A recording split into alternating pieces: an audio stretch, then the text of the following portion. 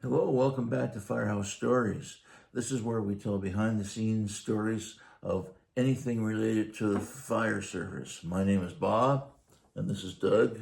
So go grab a cup of coffee and sit down because we've got a couple of great stories to tell you today.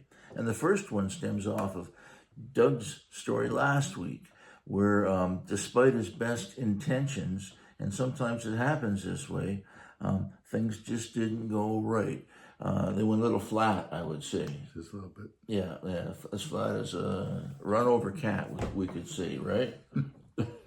Anyways, he doesn't have much luck with pets, right, Doug? No, I don't, Bob. Anyways, leads me into my story about a parrot. Anyways, as I retired as a platoon chief, the platoon chief has a Suburban that he rides around in, has a driver. It's a pretty classy job. Anyways, we respond to all kinds of calls, different parts of the city, depending what you're going on. Anyhow, we were sitting at an intersection downtown, and there was across from where we were stopped at a red light on the other side walking, but he wasn't walking, he was in a wheelchair, was this guy. I mean, we've seen him around, you've seen him before. Yeah. Looks like a pirate. He dresses himself like a pirate, everything but a patch over the eye. And he's got a parrot. And this parrot would jump from his shoulders to over the other shoulder to the top of his head. Very entertaining. He had a show with it that he would use to pick up chicks. And he was good at it, I'll tell you. Did he? Oh gosh, yeah, I watched him for technique, but I couldn't get the sparrows to sing on my little things would come to my finger. Look at the, oh my. Anyhow, my driver and I were sitting there at the intersection admiring his parrot and talking about it. So we were aware of the parrot being there and aware of him being there. The intersection is quite busy. Everybody stopped at the red light. The traffic's going through the green. The light turns red or green for us, red for them. And everybody starts to move the direction. The guy in the wheelchair is starting to come across. And we get an alarm. And the alarm's coming from the other side behind us. So now we have to make a U-turn. Through the intersection, right? In the intersection. We're going to use the intersection. So there's going to be a green light going one way or the other. Yeah. So we got to light it up. We got to let everybody know that we're going to this alarm. So first thing I do, I forget about the parrot. Parrot's totally left my mind. I'm focused on the call. I'm focused on the traffic, getting out of that corner and getting turned around the other direction. What do? I hit the siren. As soon as I hit the siren, I knew I did wrong. We had lights going, siren going. Then I looked at the corner of my eye, and all I saw was this parrot go straight up. 40 feet, 50 feet straight up, and then gone down the street. The guy in the wheelchair, who I've seen for years around this wheelchair, always in the wheelchair, he gets up and stands, and he's looking, and he looks at me, and he says a few choice words towards me, and he takes off running after the bird. Anyways, I felt really bad. All the people in the intersection looking at me like, what did you do that for? Yeah, well, that's the way things go, I guess. I guess that bird did he ever find it, do you know? No, I've seen him around after that. And no bird? No bird. No bird must have flown back to Costa Rica. You would have thought they would have had the wings clipped or something so it couldn't fly. I would have thought anyways. Yeah. Anyways, this thing was gone. Oh, well. Well, we got another story for us? You want me to tell another one? Sure. Why not? We got time. Yeah, we got lots of time. We got time. Okay, I'm going to tell a story about this. I was a firefighter in these days. It was my first time on a rescue truck. Now, you have to understand, on a rescue truck, you're expecting to respond to anything. And you do respond to everything. But it came in as an extrication. And usually when you get an extrication, you go into a street corner or somewhere on the street, a car accident, extricating people from the car. Anyways, this comes in as an address, which is really unusual, strange. Yeah, you usually expect an extrication to be a car or industrial or someplace. Anyways, we get to this address and we get out of the vehicle and I take a look and it's a single family dwelling. And what you have to understand, I'm going to try to explain what the guy had done that owned the house. He had taken the staircase, the main staircase in the house, and he was going to make it into two apartments, an upstairs apartment and a main floor apartment. So what he did is he drew drywall across the bottom of the staircase, going to the second floor, closing it off. He made that into the main floor's living room. On the second floor, he had, because they didn't have any means of egress now for the people getting out of the second floor, so what he did is he built a fire escape, exterior fire escape up the back. So he basically built over a set of stairs that were the means of egress in order to make a duplex. Yeah. And by doing that, he still had to supply another set of egress on the outside of the building. Exactly. Okay. So what he did with the staircase... So we're talking about the inside staircase. The inside staircase, the original staircase going to the main floor from the upstairs, he closed it off. The whole room was all closed off. It was all closed off. No, the staircase was gone. Okay. People that lived in the house upstairs and downstairs didn't realize the staircase was there even. What he did upstairs is he extended the floor across the top of the staircase, closing it off, and then he put a doorway and made a walk-in closet for the people on the second floor. Can you explain that, bro? Yep. You got that? Okay. Anyways, the woman that lived upstairs, she had no idea that she was on top of a staircase. She went into a walk-in closet. I don't know whether the guy who built the floor didn't do a very good job or what, or constructing it, but she was a little on the heavier side, but she went through. She went through the floor, hit the stairs that she didn't know was there. The people on the main floor who knew had no idea there was a set of stairs behind them. They hear this knock. They hear this bang and knock my ass, bang, and they are like, what? They're watching TV. And they looked at each other, what the hell was that? She came through the floor of her walk-in closet, hit the stairs, fell flat on her back and slid down her back, put her head between the two struts at the bottom of the stairs, studs, and it stopped her shoulders and put her head through, and her head hit the back of the couch where the young couple on the main floor was sitting watching TV, knocking it out from the wall. And there she's stuck with her feet up the stairs, and she's looking around like this. You mean the guys on the couch went like this? Yeah. See a head looking up at him? Terrible. Oh, jeez. Anyways, she was all upset. She's crying. The people in the young couple on the main floor were puzzled. Like they had no idea where she came from, who delivered her. Anyhow. But Doug, so you got a wall here, right? Yeah. You got a stairwell that goes down to the wall, but it's built right to the toe of the stairwell. There's no landing on this stairwell because it's been blocked off, right? Exactly. And you got a lady laying on the bottom of the stairs at an angle like this with her head sticking through the wall. Yeah. How do you get her out? You can't. Exactly. How did you? Well, we had to go up the exterior staircase that was outside into her apartment, get a block and tackle, and winch her up the stairs by her ankles because we couldn't even, because there wasn't enough room for firefighters to get in there to pull her up to release her from the studs so we could get the studs out. Anyways, we got the block and tackle. We winched her up the stairs just so her head was clear of the studs, and then we removed the wall at the bottom on the main floor and got her out. And through the main floor. Through the main floor. And she went to the hospital, but she wasn't injured. But just her feelings were injured. But the young couple, they had, well, I'm sure they're still talking about it. That's quite the story, isn't it? Oh, you know, it's funny how people get into troubles in the house, you know, everything's going great, then all of a sudden waves are crashing over the bow. That happened to a lady at a nursing home. Oh, geez. When I was running on the trucks, and this lady, she was, you know, quite overweight. And what they do in the homes for people that are overweight is they put extenders on the top of the toilet so that, you know, they don't have to bend over so much to stand up.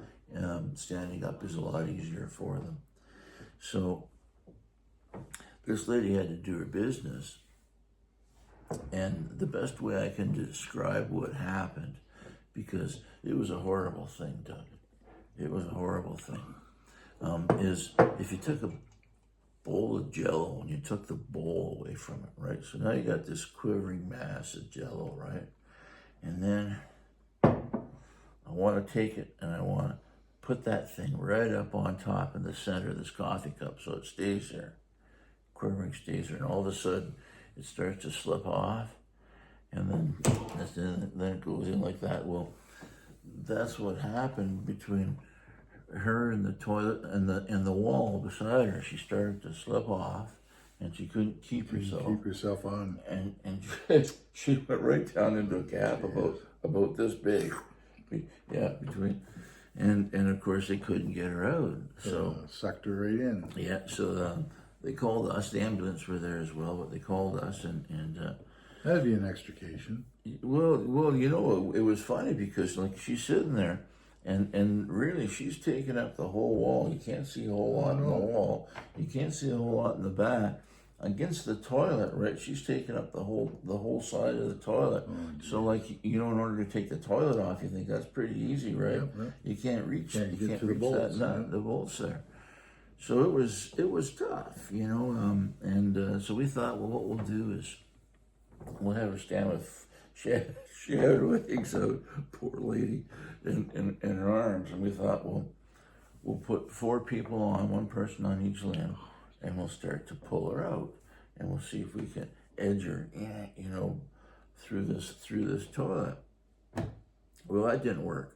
Yeah, because as soon as we started to pull, the skin started to come off, and she started to scream. So apparently now she's starting to mold to the building, right? She's starting to become a fixture now. So we had this grizzled old captain. He was a World War II SAS guy, so he was no nonsense, and he's looking like SAS. this. What's that stand for, Bob? It's special service of some sort in the Canadian Army, British Army. Okay. So he's standing like this, and he's going, and he looks at the head nurse, and he says to her these chilling words. He says, "Do you have any Mazzola?" Oh, God. And the reason they were chilling is because I was a junior guy, so I knew that any of this work, I think I had an idea what he wanted, and that was going to be me doing it. And sure enough, she comes back with a big bottle of Mazzola oil, and we start to pour it. We pour it, and I got to rub my hands down and get them down just as far, and then on the floor I got to pour a little bit and push it in. You had some gloves on. I put rubber gloves on, but push it in, and we finally, anyways, got enough in there so that and down the wall. Like this took a jar of Mazzola, like a whole big, like 128 industrial sized, and we got on her and we started to pull her again, right? And we're waiting and we're pulling, just tugging just a little bit because you don't want to pull her arms out of her. Oh no, you're sockets, right out of the socket. Sure, no, that'd be awful. And we start pulling, and all of a sudden she starts to come a little bit. And then we heard, well, she come up squirting out of there. It was amazing. So that was my story of the overweight lady. Junior Yeah. guy. Sucks. You got a Popeye story? Oh yeah, I got a Popeye story. Just share a Popeye story, and I'll share one of mine with you. Well, the other thing you did, this was in one nursing home, and another nursing home we had, it was like a high-rise apartment building. And they had taken the apartments and readjusted them into apartments for the residents there. Very much smaller, but quite cut up as well. And one person had fallen down, and he fell down in the one door, behind the one door that could get into his room. And the way the wall was, if he opened the door, it was going to crush his little head. Like it would have crushed his skull, it's like a coconut, right?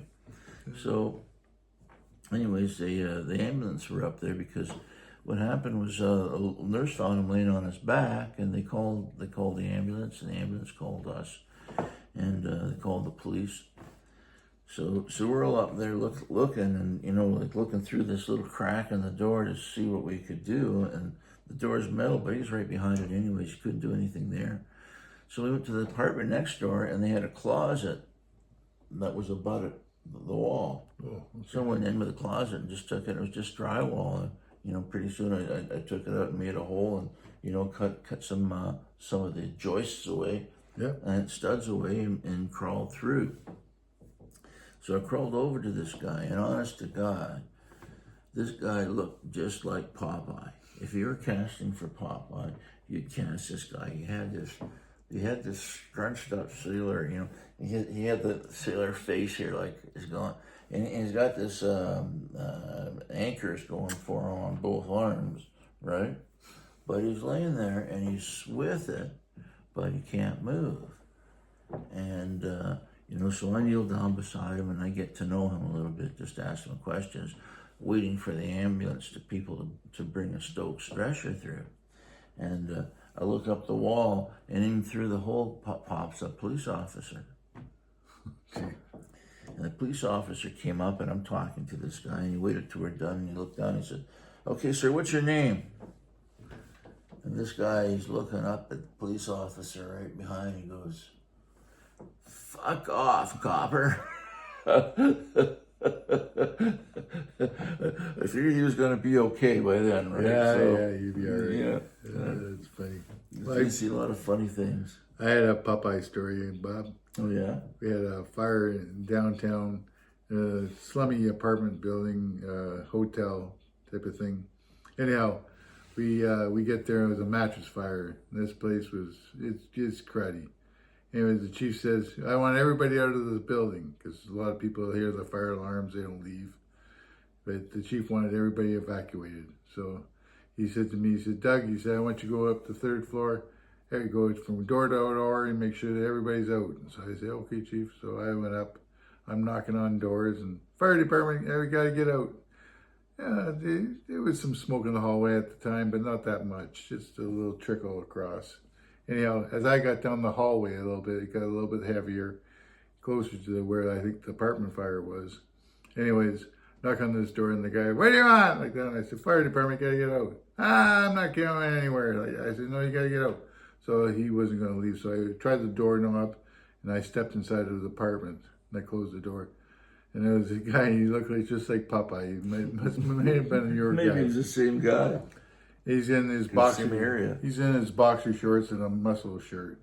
He said, "What do you want?" Like that. And I said, "It's the fire department." I said, "Calm down." I said, "There's nothing to get excited." "I'm not excited." I said, "Well, okay." I said, "I don't want you to get excited." I said, "I'm going to be here with you." I said, "There's a lot of smoke in the hallway," because there was a fair bit when I stepped inside the apartment. Anyways, he said, "Well, I got to get changed." I said, "All right." So he goes and puts his clothes on. He comes down. So the smoke's staying out of this apartment because the door is closed. It's not coming in, no. Yeah. I mean, he'd have been probably all right if he'd stayed in there, but the chief wanted everybody out. So I said to him, I said, "Look, I said, this is my mask." And I said, "I'm going to put my mask on." I said, "This is mine." I said, "I'm going to take you by the arm, lead you down the hallway." And he's looking at me like I got two heads. And I said, "I don't want you panicking and trying to rip it off my mask, off my face or anything." I said, "We're just going to walk down to the end of the staircase." And I said, "You go down the stairs and right outside and stay away from the building until we let you back in." Yeah. He said, "Let's go," like that. So I said, "Okay." I said, "I'm going to open the door up on the count of three." He said, "Yeah, okay. 1, 2, 3, he says. I said, "All right." So I opened the door up, and there was a little bit more smoke in the hallway, but not too bad. He walks out, he says, "Let go of my goddamn arm." He said, "I've been in smokier fucking bars than this." And with that, he walks down the hallway and out the door. I'm sure it was the same guy. Oh, was he a grizzly bugger? I tell you, unbelievable. Yeah. Well, I guess that's it for the Firehouse Stories today. Thanks for coming up. We post every Friday. If you subscribed, it'll come right to your mailbox, so you won't have to look for it. So until next Friday, I'm Bob. Doug. And we'll see you later. Bye-bye. Is it off, Bob? Still going, isn't it? You got a hammer? Well, Hit it with a hammer, you'll fix it. That's what Dad said.